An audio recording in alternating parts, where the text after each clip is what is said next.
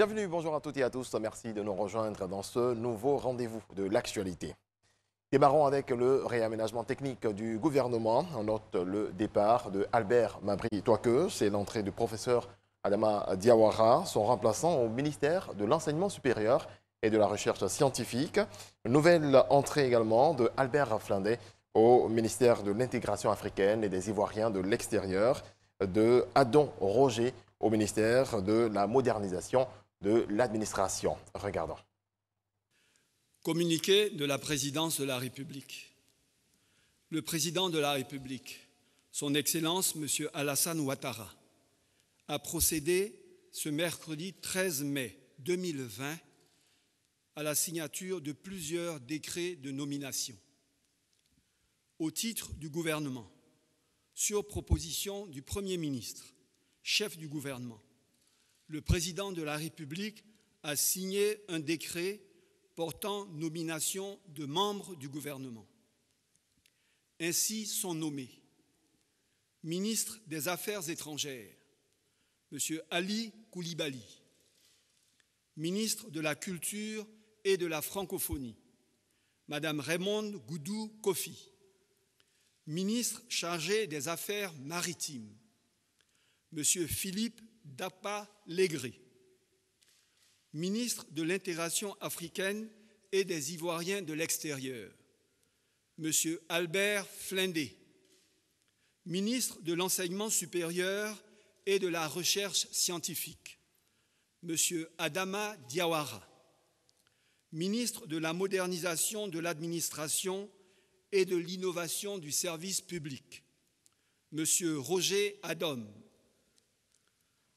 au titre du Conseil supérieur de la magistrature et conformément à l'article 145 de la Constitution, le président de la République a procédé à la signature d'un décret portant nomination de Mme Chantal Nanaba Camara, présidente de la Cour de cassation, en qualité de présidente du Conseil supérieur de la magistrature, pour une durée de 3 ans.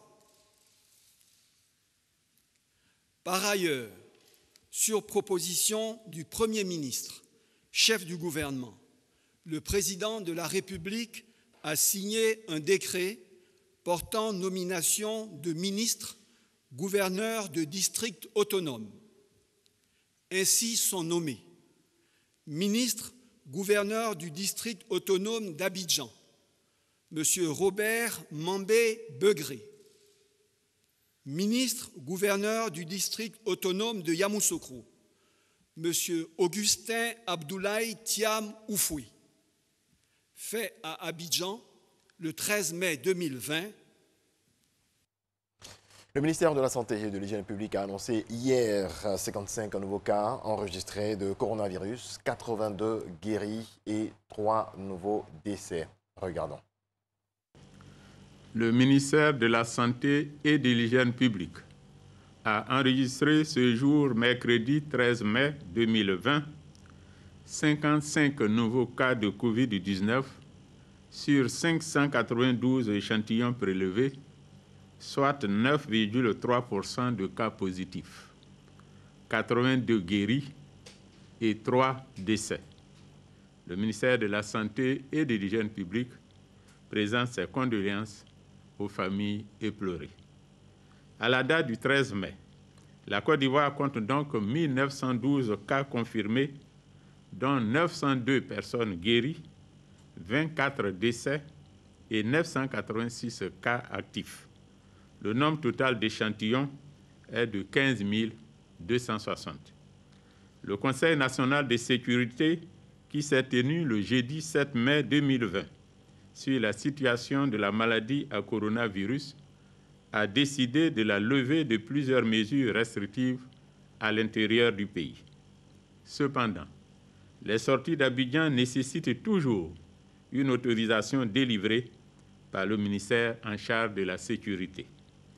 Toutefois, les demandes d'autorisation de sortie d'Abidjan, qui se font comme à l'accoutumée en ligne, ne nécessite plus un certificat de test négatif au Covid-19. le suivi sanitaire de toutes les personnes se rendant à l'intérieur du pays sera assuré au niveau des régions sanitaires. Aussi, nous demandons aux populations de continuer à appliquer les mesures barrières, notamment le lavage régulier des mains à l'eau et au savon, aussi bien à Abidjan qu'à l'intérieur du pays. Par ailleurs, devant l'apparition de signes tels que la toux, la fièvre et les difficultés respiratoires, vous êtes priés de contacter en urgence les numéros gratuits suivants, le 101, le 119, le 125 et le 143, ou de vous rendre dans un centre d'accueil et de dépistage COVID-19. Je remercie et félicite tous les acteurs de la santé pour leur engagement et leur dévouement dans la lutte contre la pandémie. La sortie du Grand Abidjan n'est plus subordonnée au certificat de non-contamination à la Covid-19, annonce faite hier lors du point presse quotidien du gouvernement par le commissaire Charlemagne Bleu. Le reportage de Gabriel Zali. Plus besoin d'un certificat de test négatif à la Covid-19 pour sortir du Grand Abidjan. C'est en somme le contenu du communiqué lu par le porte-parole de la police au point presse quotidien sur l'évolution de la lutte contre la Covid-19. Les demandes d'autorisation de sortie d'Abidjan, qui se font comme à l'accoutumée, en ligne, ne nécessitent plus un certificat de test négatif à la Covid-19. Le suivi sanitaire de toutes les personnes se rendant à l'intérieur du pays sera assuré dorénavant au niveau des régions sanitaires. Si les demandes d'autorisation de sortie d'Abidjan, le foyer du coronavirus, sont nombreuses, les interpellations, les assistances à personnes en détresse, en revanche, demeurent stables. Les décisions de ces derniers jours ont montré un allègement des restrictions sécuritaires, mais les mesures sanitaires, elles, sont toujours en vigueur dans tout le pays. 127 cas d'infection à la Covid-19 sur plus de 500 échantillons seulement en 24 heures. Abidjan a enregistré hier mardi son plus grand nombre de malades. Le nombre total de personnes diagnostiquées positives était de 1857 sur 14 618 prélèvements testés. 2 nouvelles guérisons de patients atteints de Covid-19, portant à 820 le nombre total de patients déclarés guéris au terme de leur prise en charge. Le défi majeur à relever est de rompre définitivement et dans les meilleurs délais la chaîne de transmission de la maladie dans notre pays. Pour cela, la pleine participation de tous est nécessaire. Oui, 120 guéris de la Covid-19, des résultats encourageants qui résultent de la qualité de la prise en charge des patients et qui font peut-être penser pour bon nombre d'Ivoiriens que le coronavirus est une maladie imaginaire. Pourtant, mieux vaut l'éviter, car comme à Grand Bassam, où s'est tenu le point presse, le coronavirus n'a pas fait de victimes humaines, mais il a endommagé grièvement le tourisme. 400 millions de pertes mensuelles, 430 personnes au chômage technique, hôtellerie et restauration confondues. Pour le secteur du tourisme à Grand Bassam, nous avons donc constitué un dossier qui présente la situation des établissements, des restaurants, des hôtels, que nous transmettons donc au ministre en charge du tourisme afin qu'il se fasse notre avocat pour la prise en compte dans le cadre de ce fonds. La ville de Grand Bassam a initié depuis la fin du mois de mars une action de solidarité dénommée Grand Bassam Fraternité qui visait à recréer du lien social et à rejoindre les personnes affectées économiquement et socialement par cette crise sanitaire. Le maire de Grand Bassam associe plusieurs actions de lutte contre la pandémie. Mise en place d'une brigade mixte de surveillance, de contrôle, sensibilisation de proximité, dont aux plus vulnérables, des communes aux institutions. L'impact de la Covid-19 est le même. Au secrétariat d'État au renforcement des capacités, les projets de grande envergure comme l'élaboration de la stratégie nationale du renforcement des capacités ont basculé en télétravail. C'est pour cela que le secrétariat d'État au renforcement des capacités a pris l'initiative d'élaborer la charte de l'Ivoirien nouveau. Il nous revient de capitaliser les acquis obtenus en proposant un plan de renforcement des capacités qui nous permette de faire face à ce type d'événement en vue de minimiser l'impact sur les populations et leur bien-être. Selon le secrétaire d'État au renforcement des capacités, la Covid-19 a mis à nu les valeurs de responsabilité et le sens de l'intérêt général. Le département va bientôt lancer la charte de l'Ivoirien nouveau. Le but, appeler les Ivoiriens à la responsabilité, la redevabilité, afin de développer le sens de l'intérêt général. Sur le continent, les futurs ingénieurs de l'école polytechnique de Dakar travaillent sur plusieurs projets qui permettront d'aider les soignants sénégalais à combattre l'épidémie du coronavirus.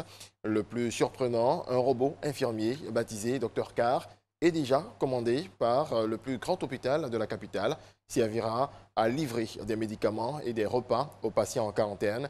Il pourrait être capable de mesurer leur température et pression artérielle. Réaction. On s'est rendu compte qu'au Sénégal, ou en tout cas dans les pays qui sont en voie de développement, le matériel médical pour protéger le personnel de santé était en tout cas limité. Donc de ce point de vue-là, comme que le personnel de santé était dans la première ligne en tout cas de combat, l'idée c'était de le protéger pour qu'ils puissent continuer à protéger ou à mener le combat contre la pandémie. Ils peuvent faire du déplacement de charge, médicaments et repas à distance. Ils permettent de faire de la télémédecine. Permettre au personnel de santé et le patient qui est confiné dans sa chambre d'interagir avec le médecin. Donc là aussi, on va sur la prise de constante à distance, notamment la température, la pression artérielle, le taux d'oxygénation et le poids. Et puis avant de refermer la porte de cette édition, vous allez le voir en image au Mali. Les habitants de Bamako sortent dans les rues alors que le Mali lève son couvre-feu nocturne instauré pour contenir le coronavirus. Le gouvernement malien a annoncé samedi la levée du couvre-feu sur tout le territoire national, tout en rendant le port du masque obligatoire dans les lieux publics. Les écoles resteront fermées jusqu'au 2 juin. Le Mali, il faut le rappeler, enregistre 758 cas de contamination au coronavirus avec 44 décès. Voilà, c'est ici qu'on s'arrête pour ce jeudi. Merci à toutes et à tous de votre attention. Je vous laisse en compagnie de Marco pour la suite de Matin Bonheur. Merci, mon très cher Régis.